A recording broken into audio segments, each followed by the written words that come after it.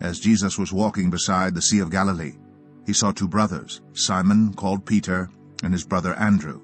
They were casting a net into the lake, for they were fishermen. "Come, follow me," Jesus said, "and I will send you out to fish for people."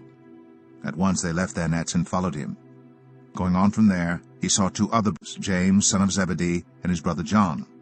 They were in a boat with their father Zebedee, preparing their nets. Jesus called them, and immediately they left the boat and their father and followed him. As Jesus went on from there, he saw a man named Matthew sitting at the tax collector's booth. "Follow me," he told him. And Matthew got up and followed him. While Jesus was having dinner at Matthew's house, many tax collectors and sinners came and ate with him and his disciples. When the Pharisees saw this, they asked his disciples, "Why does your teacher eat with tax collectors and sinners?" On hearing this, Jesus said, "It is not the healthy who need a doctor, but the sick. But go and learn what this means. I desire mercy, not sacrifice. For I have not come to call the righteous, but sinners."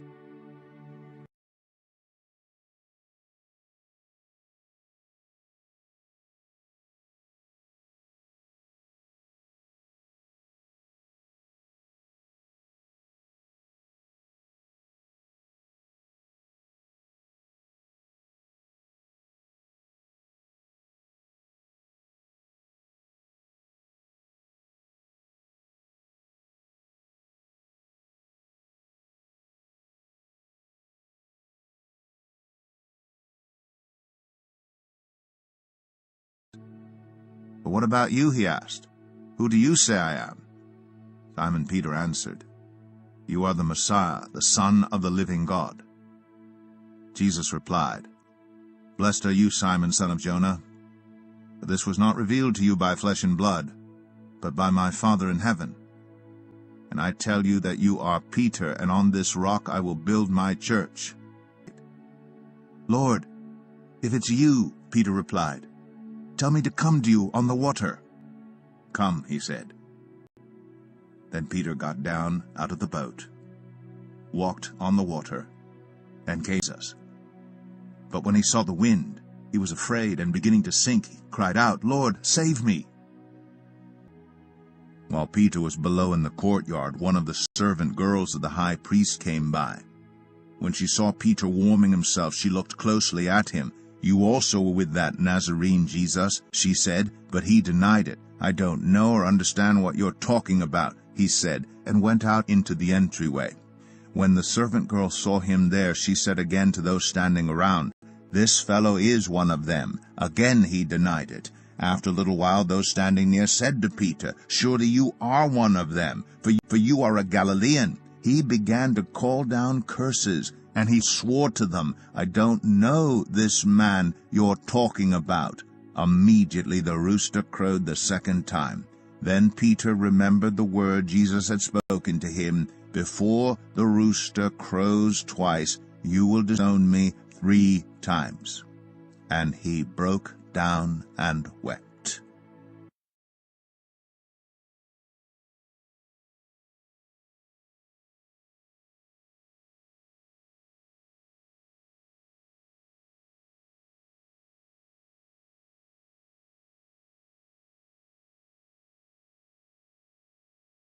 Early in the morning, all the chief priests and the elders of the people made their plans how to have Jesus executed. So they bound him, led him away, and handed him over to Pilate the governor. Pilate called together the chief priests, the rulers, and the people, and said to them, "You brought me this man as one who was inciting the people to rebellion. I have examined him in your presence and have found no basis for your charges against him."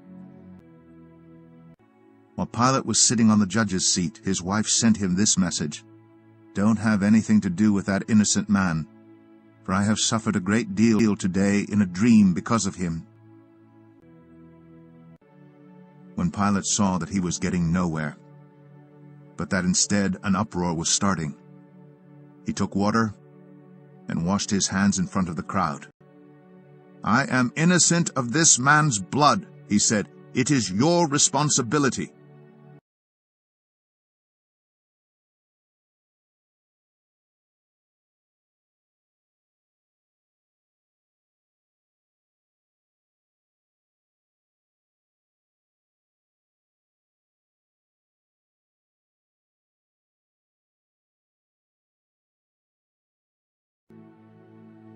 While he was saying this, a synagogue leader came and knelt before him and said, "My daughter has just died, but come and put your hand on her, and she will live." Jesus got up and went with him, and so did his disciples. When Jesus entered the synagogue leader's house and saw the noisy crowd and people playing pipes, he said, "Go away, the girl is not dead, but asleep." But they laughed at him. After the crowd had been put outside, he went in and took the girl by the hand, and she got up. News of this spread through all that region.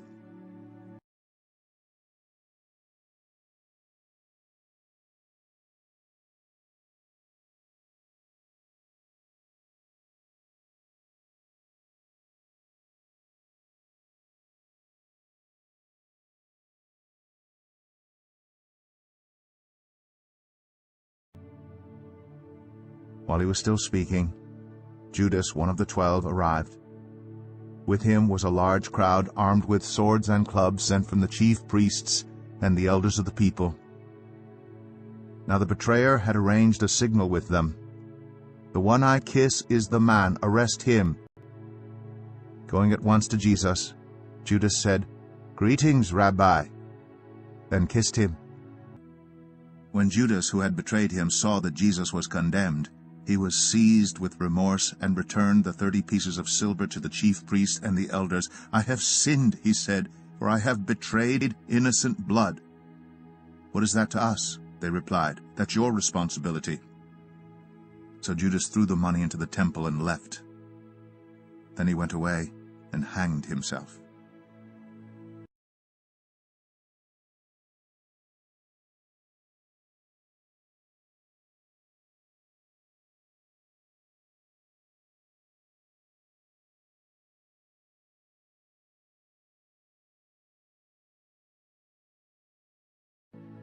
Now a man named Lazarus was sick. He was from Bethany, the village of Mary and her sister Martha. So the sisters sent word to Jesus, "Lord, the one you love is sick." On his arrival, Jesus found that Lazarus had already been in the tomb for 4 days.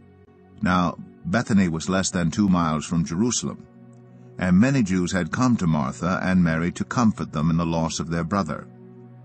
When Martha heard that Jesus was coming, she went out to meet him, but Mary stayed at home. "Lord," Martha said to Jesus, "if you had been here, my brother would not have died.